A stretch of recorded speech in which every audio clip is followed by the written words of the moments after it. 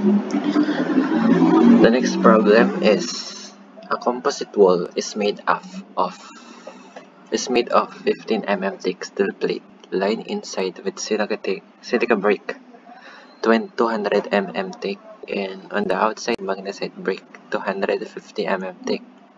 The inner and outer surface temperature are 750 degrees Celsius and 100 degrees Celsius respectively. The key for silica steel plate and magnesite brick are 8 watts per meter degree Celsius, 68 watts per meter degree Celsius, and 20 watts per meter degree Celsius respectively. Determine the heat flux and the interface temperature. Sabi dito, analyze natin. Meron na tayong tatlong brick. So gamit tayo ng tatlong iba't ibang kulay. Yan. So isa pa kulay red.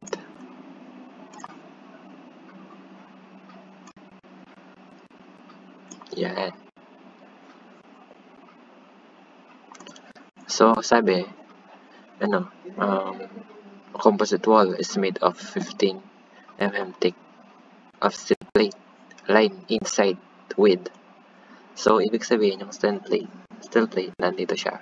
Siyang kulay blue. Steel plate. Steel.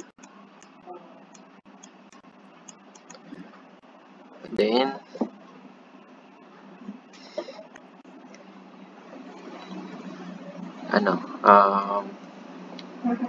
with silica brick.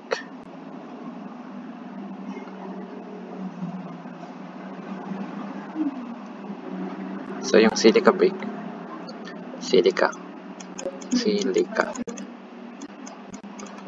Tapos yung magnesite.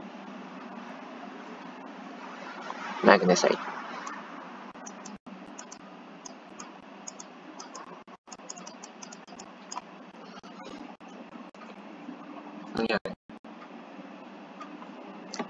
Magnesite brick. So meron tayong the inner and outer temperature are 700 degrees Celsius respectively. So meron tayong 750 degrees Celsius. Then meron tayong 100 degrees Celsius sa kabila. So K na ito is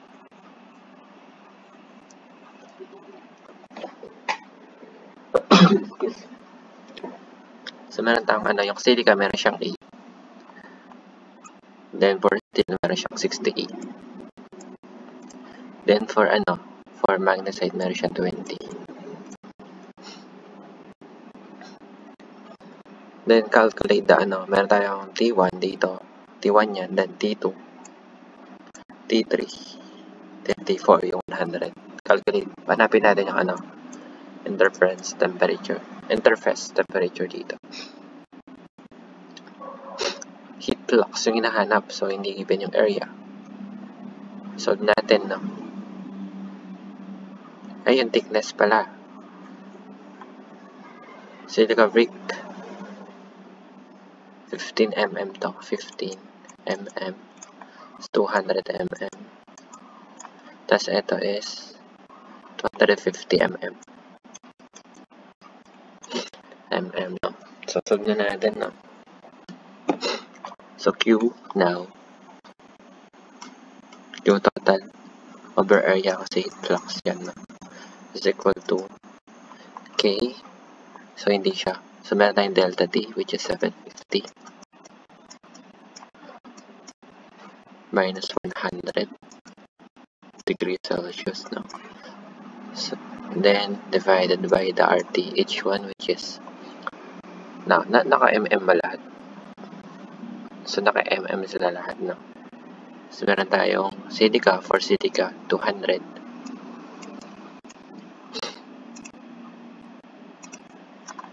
200 times 10 raised to negative 3 mm meter pala over the thermal conductivity. Factor out na lang natin yung mga unit para mas maganda tignan. Over ito is yun to, yung sa 8 to, 8 for silica. Sa 8 plus yung sa steel plate which is 15 times 10 raised to negative 3 divided by mataas to 68 siya. 68 plus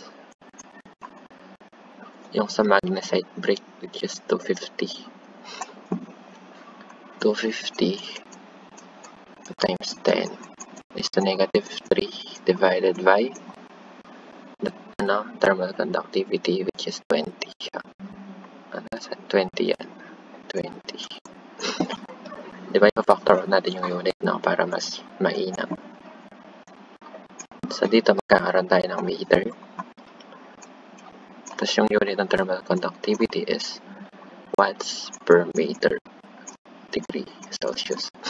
So itong aangat siya dito. So magiging meter square dyan.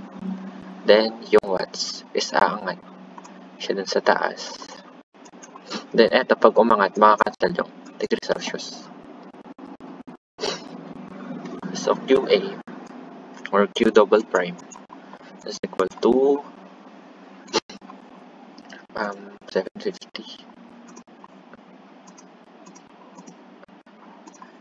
750 minus 100 divided by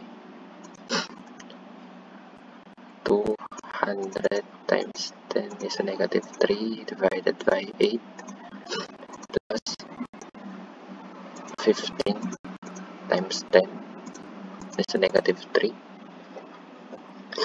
divided by 68 plus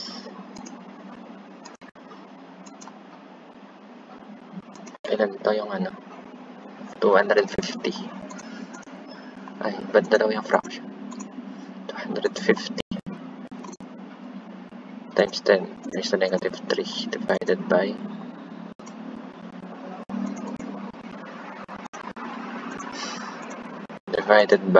20. So the answer is 17,231.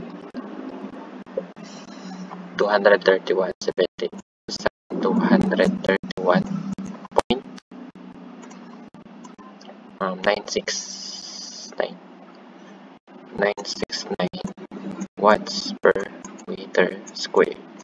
So ito na yung answer sa first part. So hinahanap pa natin yung dalawang surface temperature. So gamitin natin yung so ito, gamitin natin. Hanapin muna natin to. So meron tayong Q double prime is equal to K plus delta T which is T1 minus T2 divided by the thickness. So cross multiply natin. So Q double prime. Then ibaba natin yung K dito. So Q double prime multiplied by X divided by K is equal to T1 minus T2. So wait. So transpose natin. Transpose natin ito sa kabila. Then ito sa kabila rin. Mapit sila ng pwesto. So T2 now is equal to T1 minus Q double prime multiplied by the thickness X divided by the thermal conductivity. Ito yung gagamitin natin formula. So T2 now is equal to T1 which is 750 degrees Celsius minus the heat flux which is 17231. 172.969.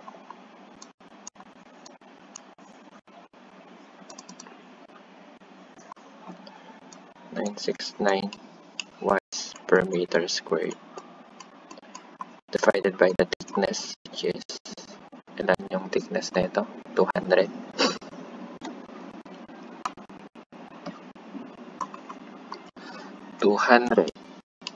Times 10 so negative 3 meters divided by the K, which is 8 watts per meter Kelvin. Uy, ba't siya nagkaroon na? Galing. Nagkaroon ng triangle. 8 watts per meter Kelvin. So, cancellation of units, no? Hindi Kelvin pala, Celsius pala to.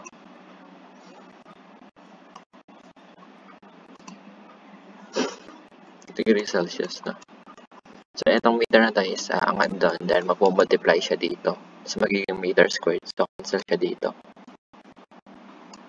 So, ito is aangat siya dito sa pangalawang ano. So, cancel yung. Gets ba? So, matitira is yung degree Celsius. So, dito now is equal to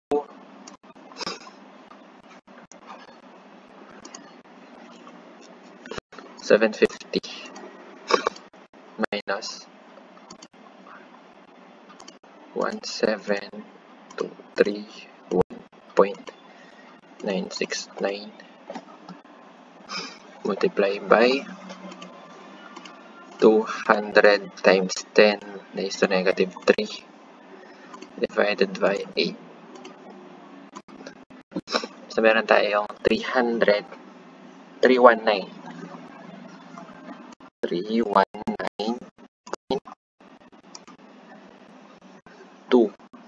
201 degrees Celsius. So, ito na yung T2 natin. So, yung T3 naman. So, yung T3, gamitin natin itong part na to. T3. So, T3 now is meron tayo, di ba yung formula natin kanina, which is Q double prime multiplied by X divided by K. So, ito is equal to T1 minus T2. Ay, T3 na to, no? T3. Tapos T4 yung nandito na sa sa labas ng natin, which is 100 degrees. So, ito yung ililipat natin sa kabila. So, T3 is equal to Q double prime by X divided by the K of the material, kung anumang material yan, plus T4. So, T3 now is equal to Q double prime, which is 17231.969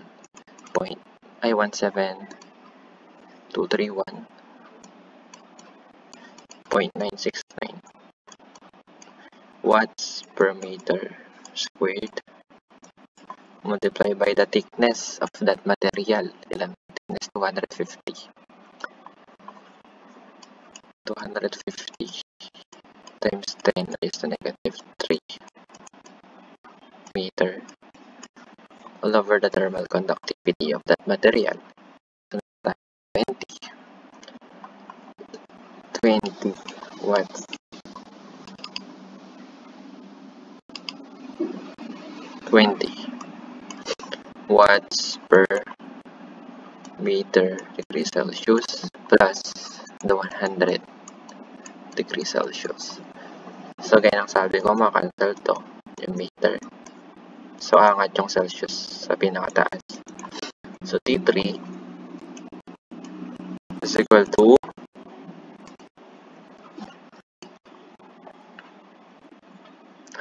17231.969 multiplied by the 250 times 10 is to negative 3 divided by the 20 plus 100.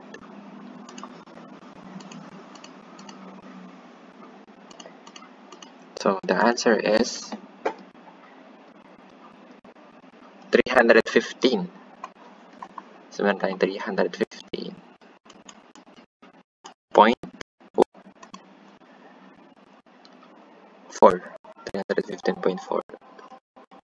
Ano dito? So, yung unit is degree Celsius.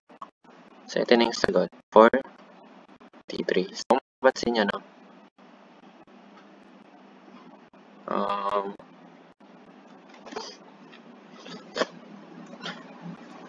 Parang may mali. No? Tama ba yung na-compute natin?